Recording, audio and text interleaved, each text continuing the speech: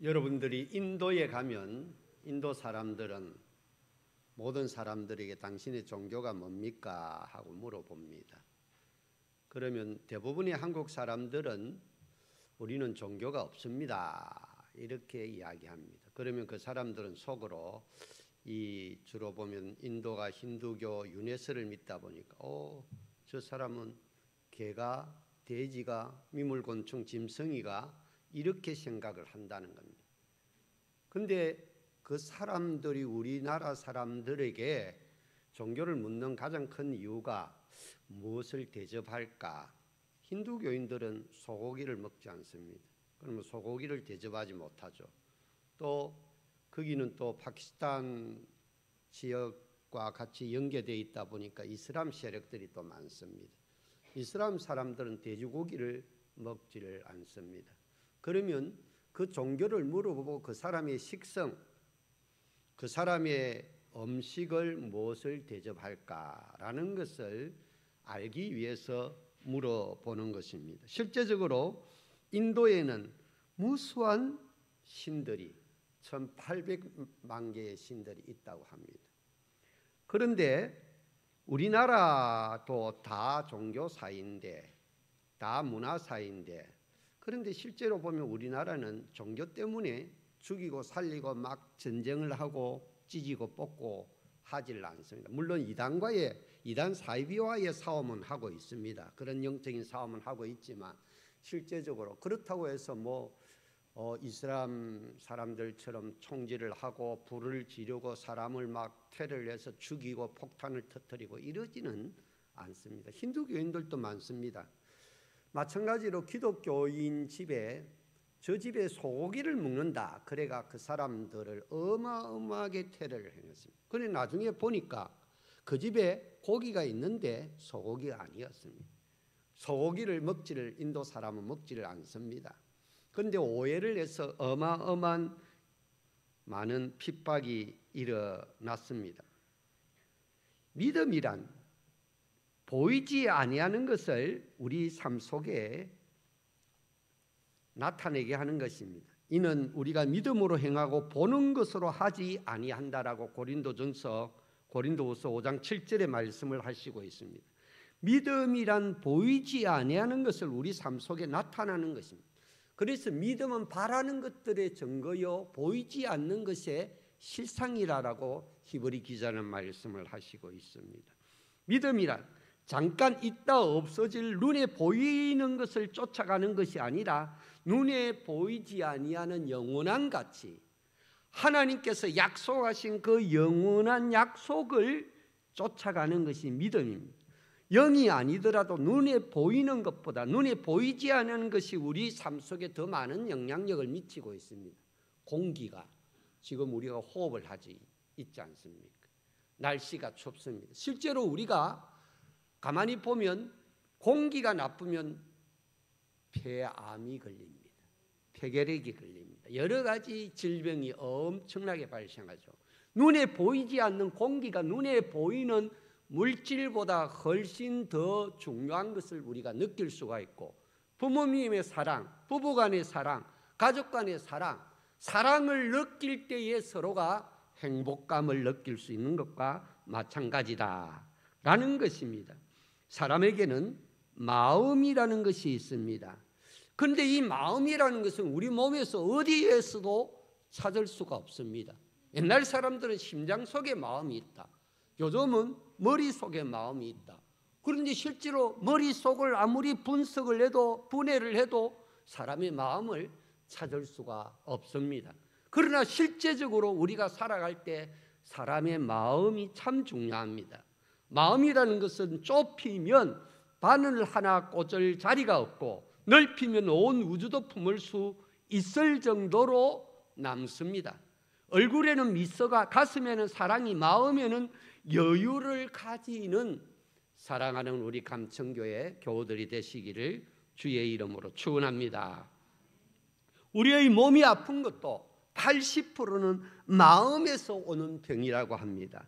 심지어 암이라는 병도 마음의 스트레스 때문에 생기는 병입니다. 우리가 기뻐하고 감동하고 웃기만 해도 많은 몸의 질병들이 치료되고 건강할 줄로 확신합니다. 우리 몸에서 나오는 여러 가지 신비한 호르몬이 있습니다. 따라하십시다. 엔돌핀. 엔돌핀은 편안히 잠잘 때, 웃을 때 나옵니다. 기분이 좋을 때. 진통의 효과가 있고 심장을 튼튼하게 하고 스트레스를 완화시키는 효과가 있습니다. 세라토닌 따라하세요. 세라토닌은 편안할 때 나옵니다. 고로 늘 좋은 생각으로 심리를 좋게 해야 긴장 완화가 되고 혈압이 정상적으로 아주 잘 작동을 합니다. 멜라토닌 크게 보십시오. 멜라토닌은 햇빛을 쬐우면 나옵니다. 그래서 우리가 하루에 적어도 30분에서 1시간 정도 그러면서 이렇게 햇빛을 쬐우면 우울증이 물러갑니다. 항암 효과가 나고 항노화, 항산화 효과가 있습니다. 도파민은 사랑하면 나옵니다. 이 사랑은 물론 에로스, 필리아, 스톨게, 아가페적인 모든 사랑을 말하지만 잘못된 탐욕의 사랑은 의미하지 않습니다. 이 도파민이 나오면 집중력이 강화되고 의욕이 정진되고 스트레스를 해소하고 조정하는 데 좋은 효과가 있습니다. 다이돌핀. 이 다이돌핀은 감동을 받으면 나옵니다. 여러분들이 제가 설교를 할 때 아멘 하면 감동을 받잖아요. 감동을 받을 때 다이돌핀이 팍 나옵니다. 엔돌핀, 다이돌핀 이런 것이 나오는데 또 찬송을 부를 때 은혜를 받지 않습니까? 얼마나 또 우리가 기도할 때 얼마나 감사합니까? 그럴 때에 감동을 받을 때 눈물을 흘릴 때 이 행복 호르몬 중에서 가장 탁월한 다이돌핀이 나옵니다. 이 다이돌핀은 암덩어리를 녹아내리는 줄로 믿으시기를 바랍니다. 반대로 근심하고 불안하고 성내고 미움, 시기, 질투, 스트레스 이런 것은 베타 호르몬이 나오는데 베타 호르몬은 우리 몸의 나쁜 호르몬을 분비시켜서 우리 몸을 망하게 한다라는 것입니다. 그래서 우리의 몸도 보이는 것보다 보이지 않는 것에 지배를 받고 있다는 것입니다. 그래서 우리의 본질은 눈에 보이지 아니하는 영의 지배를 받는 줄로 믿으시기를 바랍니다. 그래서 영적인 사람이 되기 위해서는 예배하는 사람이 되어야 되는 거예요. 주일에는 힘들지만 춥지만 교회 오신 여러분들은 하나님의 영의 지배를 받는 하나님의 사람인 줄로 확신합니다. 오늘 본문 말씀을 살펴보면 에베소 교회가 그 당시에 최교의 큰 교회였습니다. 이 에베소서는 사도 바울이 주 61년 62년경에 로마 옥중에서 집필한 책으로서 이방인과 유대인이 하나가 되어 한 몸과 한 교회를 이루라 라는 메시지를 전하고 있습니다. 바울은 에베소 교인들이 영적 통찰력을 겸비하여 실생활에 실용 적용시킬 것을 기도하고 있습니다. 에베소는 로마 제국의 교통과 행정의 중심지요 아시아 7교회 중에 가장 큰 교회로서 세계 7대 불가사의 그 건물 중에 하나인 아데미 신전이 있습니다. 이 신전은 정각의 장이 420척이요 강이 220척이고 내부는 각종 도화, 그림, 초상으로 장식되었고 신상은 목상인데 흉부, 가슴에는 수다한 유방이 있습니다. 이것은 무백성을 양육한다. 어머니가 아이에게 젖을 주듯이 그 목상을 만든 이 아데미 신전, 그 신상을 통하여서 그들이 이제 생명을 얻고 생명이 양육된다. 그런 의미의 신상을 섬기고 있었다는 것입니다. 그래서 그 연회장은 얼마나 컸는지 5만 명을 수용할 만하였고 경마나 격투나 씨름이나 제수 사형이나 그의 여러 가지 축제나 여러 가지 국가적인 행사를 아데미 신전에서 했다는 것입니다. 사도 바울이 2차 선교 여행 때의 사도행전 18장에 보니까 이 성에 들어가서 전도를 했고 19장 말씀에 보면은 세례를 베푸는데 세례 요한의 세례밖에 몰랐어요. 그래서 제가 자세히 읽어보니까 그 사도 바울이 성령의 세례를 베푸니까 그들이 성령 충만 받고 방언하고 예언하고, 그리고 또 희한한 기적들이 일어났는데 이 사도 바울의 그림자, 또 손수건만 올려도 직접 안수를 안 받아도 손수건만 올려도 악령이 떠나고 불치병, 난치병, 암 덩어리가 모든 병들이 치료되는 역사가 나타났습니다. 할렐루야. 바울은 마게도나에 갔다가 돌아오는 길에 밀레도에 이르러 에베소 장로들을 청하여 너희는 내가 3년이나 쉬지 않고 눈물로 너희를 위해서 목회한 것을, 훈계한 것을 기억하라라고 사도행전 20장에 권면하고 있습니다. 사도 요한 이성에 오랫동안 감독으로 있었습니다. 사도 요한이. 그리고 이제 요한복음, 요한 1, 2, 3서를 거기서 기록을 했고, 또 반모섬에, 반모섬은 그리스입니다. 에베소는 소아시아, 터키, 지금 투르키의 지역입니다. 그러니까 반모섬에, 저도 이제 지난 작년에 반모섬에 갔다 와봤습니다. 거기 동굴에서 묵시를 받아서 요한계시록을 기록하고, 그 다음에 다시 돌아와서 에베소 교회 감독으로 사시다가 별세하였습니다. 디모데, 아굴라, 브리스길라, 아볼로, 두기고 등이 이 곧 에베소 교회의 교육자였습니다. 세례 요한의 제자 오네시보로, 구리장색 알렉산더, 드메드리오, 스게와의 아들 후메네오, 부켈로, 헤게모, 허모게네 등의 사람들의 고향이 에페소였다라는 것입니다. 그래서 이 에페소에 보낸 편지를 통하여서 모든 성도들은 그리스도의 부요함과 은혜와 영광을 상속받아 너희들이 예수 그리스도로 세례를 받아 성령 충만하여 부요함과 하나됨으로 살아가라. 할렐루야. 사랑하는 우리 감천교회 여러분들도 성령 충만하여 부요함과 하나됨으로 성령 안에서 하나되게 하신 것을 힘써 지키며 살아가시기를 주의 이름으로 축원합니다. 세 번째, 육의 눈을 밝히소서. 하나님이 창조하신 인간은 본래 마음의 눈이 밝았습니다. 그래서 하나님 품속에 살아갈 수 있었습니다. 그런데 마귀 유혹을 받아서 우리가 잘 아는 대로 에덴 동산에서 선악과를 따먹음으로 결국 그 하나님의 축복을 상실해 버렸습니다. 그런데 그때의 영의 눈이 어두워지고 말았습니다. 대신 육의 눈이 밝았었습니다. 자기가 벌거벗은 것을 알게 되었습니다. 무화과 나무 잎으로 가려서 옷을 만들어 입었지만 무화과 나무 잎이 우리 화장실 앞에도 배상 말라 다 떨어졌습니다. 그렇듯이 햇빛에 말라버리니까 하나님이 짐승을 잡아서 가죽옷을 만들어 그들에게 입혔다라고 창세기 3장의 말씀을 하시고 있습니다.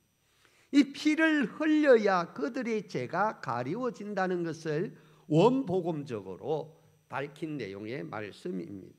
인간들은 육적인 눈이 밝기를 위해서 안경을 쓰고 있습니다. 라식 수술을 합니다. 저도 이게 정사라 권사님이 안경을 사주었습니다. 그런데 제가 이 안경을 쓰고 그전에는 설교할 때만, 책을 볼 때만 돋보기를 끼고 봤는데 이 안경을 쓰고 나니까 길 가도 이 안경 다 초점이다 보니까 얼마나 편리하고 좋은지 모릅니다. 여러분들도 육의 눈이 밝아야 되지 않습니까? 그래 넘어지지도 않고 또 글자도 읽을 수 있고 여러 가지 유튜브나 여러분들 스마트폰 할 수 있지 않습니까? 그런데 우리는 육의 눈이 밝은데 죄를 먹고 삽니다. 그러나 죄가 사기 되어서 멸망에 이르게 된다는 것입니다. 마귀는 지금도 우리를 죄악에 빠지게 하고 육신에 취하게 합니다. 육의 눈이 밝아서 육신의 정욕과 이생의 자랑과 안목의 정욕에 매여 살다가 결국 멸망케 하는 것이 마귀의 일입니다. 그러나 영혼이 밝아지면 항상 생활 중에서 성령의 열매를 맺습니다. 사랑과 희락과 합병과 오래 참음과 자비와 양성과 충성과 온유와 절제의 열매를 맺는 줄로 확신합니다. 이 같은 것을 금지할 법이 없다. 성령 충만한 사람들은 자연적으로 무슨 열매를 맺느냐? 생활 속에서 성령의 열매를 맺는 줄로 믿습니다. 그러나 육체에 취하면 어떤 것이 나타났냐? 사랑의 반대 무정합니다. 희락의 반대 슬픕니다. 화평의 반대 불화하니까 싸우니까 불안합니다. 인내의 반대 조급합니다. 양선의 반대 악한 것입니다. 충성의 반대 게으름과 핑계입니다. 온유의 반대 교만하고 거만한 것입니다. 절제의 반대 무절제와 방탕입니다. 영의 눈이 어두운 사람은 이렇게 멸망의 길로 갑니다. 성령의 열매와 반대되는 생활 습관을 가지고 살아갑니다. 아브라함은 그의 동생 일찍 죽고 조카 롯을 데리고 목축을 했습니다. 당시의 유목 생활은 여러 곳을 떠돌아다니면서 이렇게 했는데 조카 롯이 장성하고 또 거기에도 재산이 많아지고 또 양과 소와 약대, 낙타죠. 또 거기도 보니까 야커도 있고 그 외에 여러 가지 짐승들이 있더라고요. 그 나귀 같은 것도 키우고. 그런데 그러다 보니까 가장 필요한 것이 풀이지 않습니까? 서로 종돌이 이 풀을 좋은 물을 서로 차지하기 위해서 막 다툼이 생겼습니다. 그때 아브라함이 조카 롯에게 네가 풀이 많고 물이 많은 것을 먼저 택하라. 그러면 나는 네가 우하면 내가 좌하고 네가 좌하면 내가 우하리라. 그러면 보통 상식적이고 좀 예의가 있고 큰아버지 덕택으로 자기가 이만큼 부자가 됐고 잘 살게 됐고 여러 가지 종들도 거느릴 정도로 그렇게 부유하게 되지 않았습니까? 그러면은 큰아버지 죄송합니다. 제가 관리 감독을 잘못해서 마음 상하게 해서 죄송합니다. 종들의 다툼 때문에 마음이 상했으면 용서하십시오. 그리고 큰아버지가 먼저 택하십시오. 그러면 제가 큰아버지 택하지 않는 것을 택하겠습니다. 이랬으면 영적인 사람이 되는데 육의 눈이 밝아지니까 자기 이익에 자기 감정에 치우쳐서 어떻게 합니까? 딱 보니까 요단 강이 흐르는 그 주변에 풀이 많고 에덴 동산 같이 좋게 보이니까 그것을 먼저 택했습니다. 육의 눈이 밝으면 멸망의 길로 갑니다. 그래서 롯이 소돔과 고모라 성에 들어가서 부자가 되었습니다.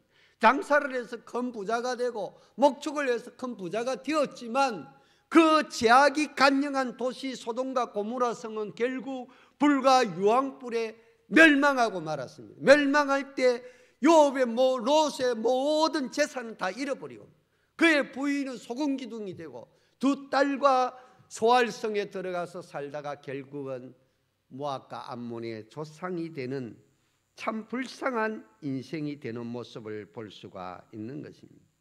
이런 일이 일어날 때 성령님은 탄식하고 슬퍼합니다. 그러나 마귀는 기쁨의 미소를 지을 것입니다. 마귀는 교회를 파괴하고 가정을 파괴하고 나라 민족도 파괴합니다. 지도자를 파괴하고 상처나게 하고 넘어지게 합니다. 그러나 영의 눈이 밝으면 이런 것을 분별하는 지혜가 있는 줄로 믿습니다.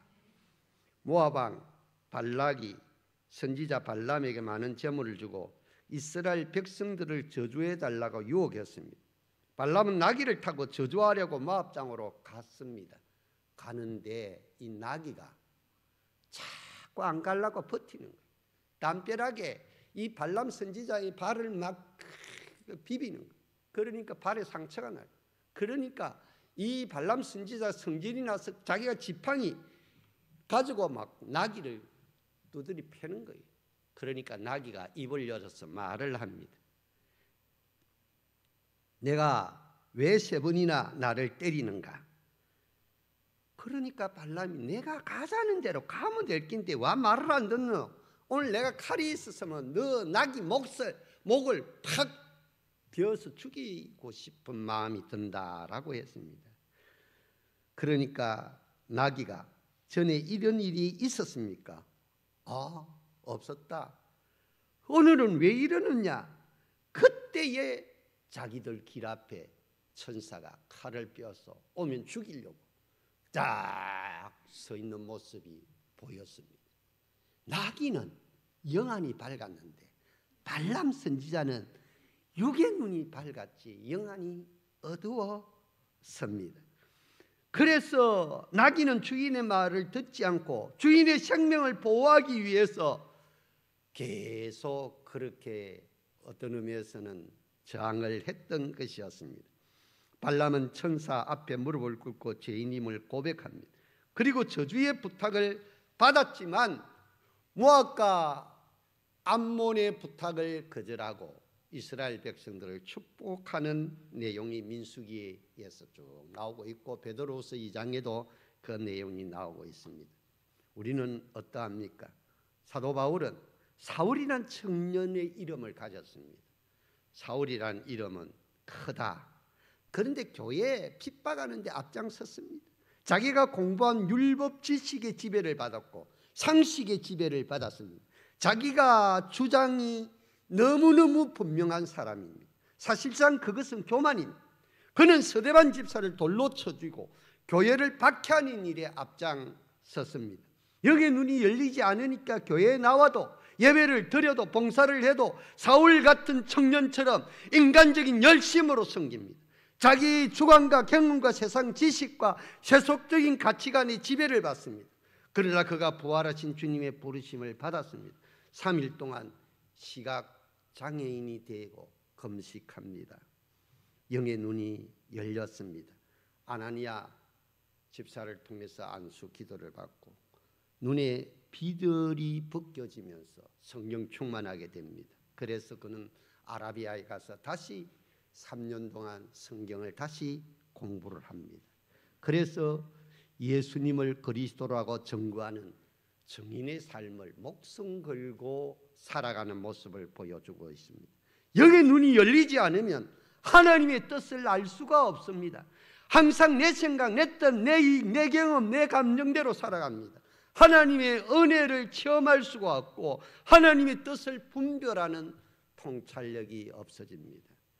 그래서 우리는 신령한 눈이 열려야 되는 줄로 믿습니다. 신령한 눈이 열리면 예수님을 나의 구주로 영접하는 믿음이 생깁니다. 세례 요한은 예수님이 누구신지 정확하게 몰랐습니다. 그가 요단강에서 세례를 받을 때 하늘문이 열리고 비둘기 같은 성령이 임하시며 하늘에서 음성이 들리는 이는 내 사랑하는 아들 내 기뻐하는 자로다 라는 소리를 듣고 예수님이 인류를 구원하실 그리스도인 것을 깨달았습니다. 그래서 자기의 제자를 예수님의 제자로 다 보내주는 그런 모습을 보여주고 있습니다. 예수님이 십자가에 달리시어 죽으시고 장사 지는 바 되시고 나서 제자들을 하나 둘씩 흩어서 자기 지극과 고향으로 돌아갔습니다. 예수님이 두 제자 도 엠마오로 예수님 십자가에 달려 죽었으니까 이제 우리가 고향에 돌아가서 농사는 짓고 고기나 잡아서 겨우 입에 풀칠이라도 해야 안 되겠나 하며 낙심 가운데 엠마오로 갈 때 부활하신 예수님이 그들과 동행했습니다. 그러면서 이야기를 합니다. 이야기를 할 때 몰랐습니다. 엠마오로 가는 두 제자가 같이 저녁이 되어서 식탁을 나누었습니다. 식사 기도할 때 그들 눈이 확 떠 있어. 지금 우리와 계속 한나절 걸어오신 그분이 부활하신 주님이구나. 할렐루야. 그거를 깨닫게 되었습니다. 그때 예수님은 호련히 또 부활한 몸이니까 시간과 공간을 초월하는 능력이 있으니까 싹 사라지고 말았습니다. 영의 눈이 어두우면 이렇게 한심한 일이 생깁니다. 영의 눈이 멀어지면 누구든지 정말 캄캄한 세상적으로는 똑똑한 것 같은도 영적인 신비한 세계를 깨닫지를 못합니다. 예수님은 구약에서 예언하신 메시아이십니다. 그리스도는 하나님을 만나는 길입니다. 우리의 죄를 나의 죄를 씻으시고 십자가에 달려 죽으신 하나님의 아들이십니다. 그래서 본문 20절에 그 능력이 그리스도 안에서 역사하사 죽은 자들 가운데 다시 살리시고 하늘에서 자기의 오른편에 앉으사 21절에 모든 통치와 권세와 능력과 주권과 이 세상뿐 아니라 오는 세상에 일컫는 모든 이름 위에 뛰어나게 하시고, 본문 좀 띄워보세요. 22절, 또 만물을 그의 발 아래에 복종하게 하시고 그를 만물 위의 교회의 머리로 삼으셨느니라. 할렐루야. 이 말씀은 예수님이 부활하셔서 하늘 보좌 우편에 앉으셔서 이 말씀을 통하여서 교회의 머리가 되셨다는 것입니다. 이 세상의 모든 권세를 가지신 이름이 예수님의 이름인 줄로 믿습니다. 그래서 만물을 다스린다는 것입니다. 사랑하는 우리 감천교회 교회 여러분, 신령한 눈이 열리기를 주의 이름으로 축원합니다. 그러면 예수님을 나의 구원자로 영접합니다. 진짜 인격적으로 예수님을 만남으로 구원받을 유일한 길이요, 절대적인 진리요, 영원한 생명이 예수님인 것을 확실히 믿게 됩니다. 할렐루야. 예수를 통해서만 하나님을 만날 수 있고 자녀의 권세를 회복할 수 있고 기도하면 하늘 보좌에 우리의 기도가 상달됩니다. 계시록 5장 8절 8장 3절 말씀을 한번 비춰보시기 바랍니다. 여러분들이 우리의 기도가 항이 되어서 하늘나라에 올라간다는 사실을 믿으시기를 바랍니다. 그러면 언젠가는 응답이 되는데 질병도 치유받고 악령도 물러갑니다. 우상숭배, 쾌락, 미신의 미혹에 넘어가지 않고 하나님 영의 충만한 역사가 나타납니다. 그래서 기도를 해야 됩니다. 계시록 5장 8절 안 나옵니까? 예. 여러분들 나중에 읽어보시기 바랍니다. 우리의 기도는 황입니다. 황과 같이 다 하늘나라에 올라갑니다. 자, 다 같이 나왔네요. 8장 3절이가 다 같이 읽어보십시다. 시작. 그 두루마리를 취하심에 내 생물과 24 장로들이 그 어린 양 엎드려 각각 검은 고와 항이 가득한 건 대접을 받았습니다. 이 항은 성도들의 기도들. 이 항이 뭐라고요? 성도들, 우리들의 기도가 항이 되어서 다 하늘나라 보좌에 올라가는 줄로 믿으시기를 바랍니다. 그래서 우리는 하나님의 축복을, 은혜를 누리게 됩니다. 수가성에 있는 요한복음 4장이죠. 우물가에 예수님을 만난 이 여인, 그는 예수님을 유대인 남자로 아니면 이야기하다 보니까 율법교사로 알았습니다. 선지자로 알았다는 것입니다. 그러나 진짜 깊은 대화를 나눌 때 이분이 그리스도 메시아이구나 라는 것을 깨닫게 되었습니다. 그 여자는 험한 인생을 살아 남편을 5이나 갈아치운 경력의 소유자였습니다. 이 사실은 그녀는 세상적인 방법으로 행복하게 살아보려고 발부둥친 여인이었습니다.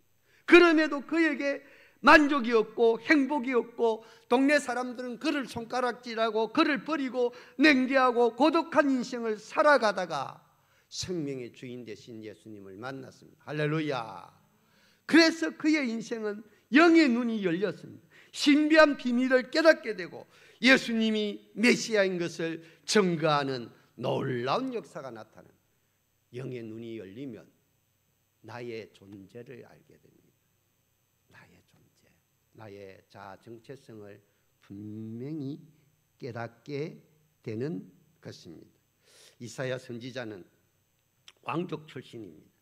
그는 왕국에 들면서 나면서 그 당시에 우시아 임금과 사촌 형제간이었습니다. 그러니까 요즘 같으면 왕궁에 들고 날고 하니까 실세예요. 실세, 정치적인 실세예요.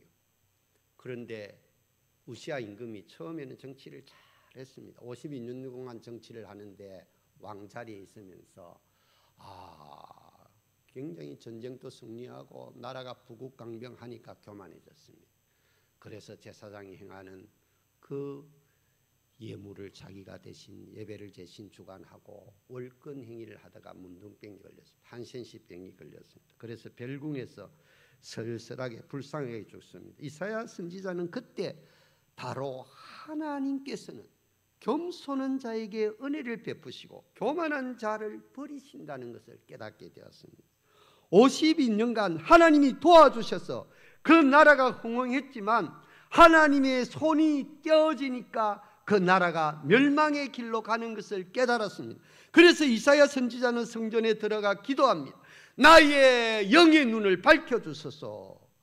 그때 내가 말하되 하로다 나여 망하게 되었도다. 나는 입술이 부정한 사람이요 나는 입술이 부정한 백성 중에 거주하면서 만군의 여호와이신 왕을 비웠습니다 라면서 자기의 죄를 깨달을 때 제단의 숯불이 와서 그의 입술을 찢어주십니다.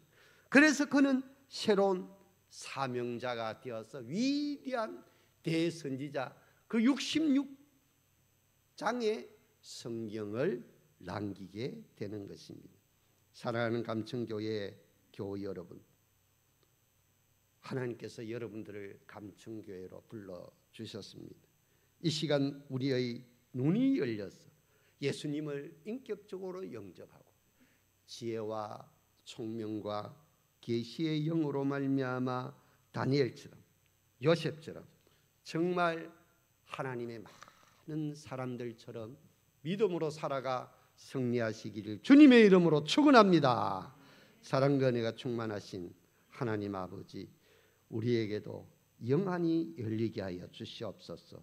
지혜와 총명과 계시의 영을 허락하여 주시어서 이 세상을 믿음으로 살게 하여 주시고 믿음으로 모든 환난과 시험을 이기고 승리하게 하여 주시고 건강하게 하여 주셔서 사명을 감당케 하여 주시옵소서. 예수님의 이름으로 기도 올리옵나이다. 아멘. 찬송가 105장